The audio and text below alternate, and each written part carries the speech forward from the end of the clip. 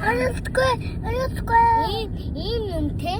Энэ болохоор утгагүй манай дүү илээ. Дүүгийн тоглоом. Дэн. Тэгээс манай машин. Тугаач. Тэгээс ингээл байжлаа.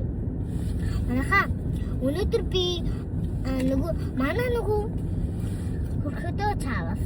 Манай эмээгийн тэр нохон зурчхан гарсан гинэ. Тэр чинь жимсэн илээ. Жимсэн мэлтэй. Мөн. Жимсэн билээ. Тэгэхэд нэг гүлгэн жоохон өгсөн билээ. Тэгэхэд таван гүлэг гаргасан. Идэхтлээ.